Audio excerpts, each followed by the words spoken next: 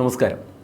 ലോകാരാധ്യനായ യുവപ്രഭാവൻ 1856 ചിങ്ങമാസത്തിലെ ചതയം നാളിൽ ചെമ്പഴന്തി വയൽവാരം വീട്ടിൽ മാടനാശാന്റെയും കുട്ടിയമ്മയുടെയും മകനായി ചിങ്ങമാസത്തിലെ ചതയം നാളിൽ ഓഗസ്റ്റ് 20 ജനിച്ചു. സംസ്കൃത വായന ആയുർവേദ കൃതികളിൽ ഒതുങ്ങിയ മറ്റ് ഈഴവരിൽ നിന്ന് വ്യത്യസ്തമായി നാരായണഗുരു മതഗ്രന്ഥങ്ങളും പഠിച്ചു തുടങ്ങി. ചെമ്പഴന്തി മൂത്ത പിള്ളയുടെ കീഴിൽ ഗുരുകുല രീതിയിലായിരുന്നു അദ്ദേഹത്തിൻ്റെ പ്രാഥമിക വിദ്യാഭ്യാസം. അക്കാലത്ത് അദ്ദേഹത്തിന് 15 വയസ്സുള്ളപ്പോൾ അമ്മ മരിച്ചു. 21 വയസ്സിൽ അദ്ദേഹം മധ്യ തിരുവിതാംകൂറിൽ പോയി. തന്നെ പഠിപ്പിച്ചിരുന്ന സംസ്കൃത പണ്ഡിതനായ രാമൻ പിള്ള ആശാനിൽ നിന്ന് പഠനം തുടങ്ങി. ഒരു വർഷത്തിന് ശേഷം അദ്ദേഹം കാളിയമ്മയെ വിവാഹം കഴിച്ചു. എന്നാൽ ഒരു സാമൂഹിക പരിഷ്കർത്താവായി തൻ്റെ പൊതുജീവിതം ആരംഭിക്കുന്നതിനായി വിവാഹത്തിൽ നിന്ന് സ്വയം വിട്ടുനിന്നു.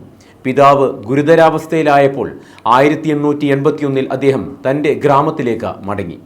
അവിടെ അദ്ദേഹം ഒരു ഗ്രാമീണ വിദ്യാലയം ആരംഭിച്ചു. അവിടെ അദ്ദേഹം പ്രാദേശിക കുട്ടികളെ പഠിപ്പിച്ചു.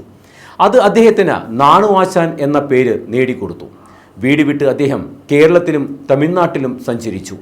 ഈ യാത്രകളിൽ അദ്ദേഹം ഒരു സാമൂഹിക മത പരിഷ്കർത്താവായ ചട്ടമ്പി സ്വാമികളെ കണ്ടുമുട്ടി. അദ്ദേഹം ധ്യാനവും യോഗയും പഠിപ്പിച്ചു. അയ്യാവു സ്വാമികൾക്ക് ഗുരുവിനെ പരിചയപ്പെടുത്തി. പിന്നീട് മരുത്വാമലയിലെ പിള്ളത്തടം ഗുഹയിൽ എത്തുന്നതുവരെ അദ്ദേഹം അലഞ്ഞു നടന്നു. അവിടെ അദ്ദേഹം ഒരു ആശ്രമം സ്ഥാപിക്കുകയും അടുത്തുള്ള 8 വർഷം ധ്യാനം പരിശീലിപ്പിക്കുകയും ചെയ്തു. 1888 അരുവിപ്പുറം സന്ദർശിച്ച അദ്ദേഹം നെയ്യാർ നദിക്കടുത്തുള്ള ഒരു ഗുഹയിൽ ധ്യാന നിരതനായി സമയം ചെലവഴിച്ചു. ഒരു യാഥാസ്ഥിതിക നായർ കുടുംബത്തിൽ നിന്നുള്ള അദ്ദേഹത്തിൻ്റെ ആദ്യ ശിഷ്യന്മാരിൽ ഒരാളായ ശിവലിംഗ ദാസസ്വാമികൾ അദ്ദേഹത്തെ കണ്ടെത്തിയത് ഇവിടെ വെച്ചാണ്. അവിടെ താമസിക്കുമ്പോൾ നെയ്യാർ നദിയുടെ ആഴമേറിയ ഭാഗത്തു നിന്ന് ഒരു പാറ അദ്ദേഹം പ്രതിഷ്ഠിച്ചു.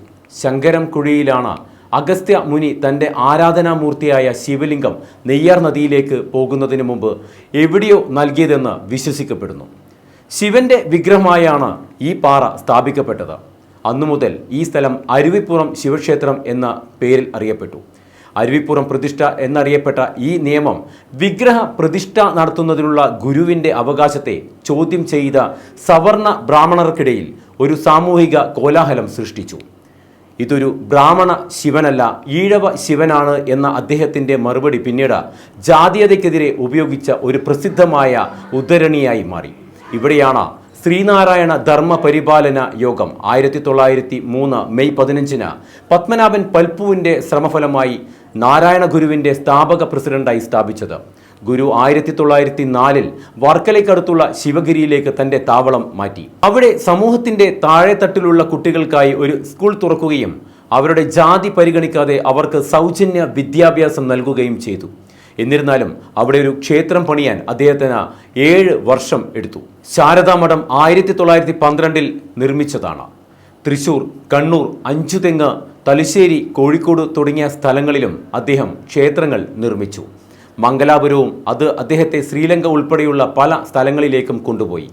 അങ്ങനെ അവിടെ അദ്ദേഹം 1926 അന്തിമ സന്ദർശനം നടത്തി. ഇന്ത്യയിലേക്ക് മടങ്ങിയെത്തിയ അദ്ദേഹം ശിവഗിരി തീർത്ഥാടനത്തിൻ്റെ ആസൂത്രണം ഉൾപ്പെടെ നിരവധി പ്രവർത്തനങ്ങളിൽ ഏർപ്പെട്ടു.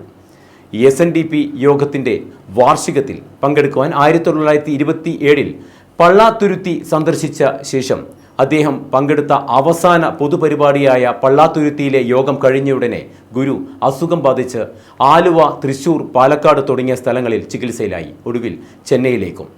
ഇന്ത്യയുടെ ഒരു തത്വചിന്തകനും ആത്മീയ നേതാവും സാമൂഹിക പരിഷ്കർത്താവുമായിരുന്നു. ആത്മീയ പ്രബുദ്ധതയുടെയും സാമൂഹിക സമത്വവും പ്രോത്സാഹിപ്പിക്കുന്നതുമായി ബന്ധപ്പെട്ട് കേരളത്തിലെ ജാതി അധിഷ്ഠിത സമൂഹത്തിലെ അനീതിക്കെതിരെ അദ്ദേഹം ഒരു നവീകരണ പ്രസ്ഥാനത്തിന് നേതൃത്വം നൽകി. അദ്ദേഹത്തിൻ്റെ പ്രസ്ഥാനത്തെ നിർവചിച്ച അദ്ദേഹത്തിൻ്റെ ഉദ്ധരണി ഒരു ജാതി, ഒരു മതം, എല്ലാ മനുഷ്യർക്കും ഒരു ദൈവം എന്നതായിരുന്നു. സമൂഹ പ്രാർത്ഥനയ്ക്കായി കേരളത്തിൽ ഏറ്റവും കൂടുതൽ ഉപയോഗിക്കുന്ന കവിതകളിലൊന്നായ ദൈവദശകം എന്ന അദ്വൈത കാവ്യത്തിൻ്റെ രചയിതാവാണ് അദ്ദേഹം. സാമൂഹിക പരിഷ്കർത്താവും സന്യാസിയുമായിരുന്ന നാരായണ ഗുരുവിൻ്റെ ജന്മദിനം ആഘോഷിക്കുന്ന ദിനമാണ് ഇന്ന്. ആത്മീയ ഉന്നമനത്തിനായുള്ള ധ്യാന പരിശീലനങ്ങളിൽ മുഴുകിയ അദ്ദേഹം കേരളത്തിലെ ജാതി മുൻവിധികളാൽ അധസ്ഥിതമായ ജനങ്ങളുടെ ശാക്തീകരണത്തിനും വേണ്ടി പ്രാർത്ഥിക്കുകയും ചെയ്തിരുന്നു. ഏവർക്കും VMTV ചാനലിൻ്റെ ശ്രീനാരായണ ഗുരു ജയന്തി ആശംസകൾ.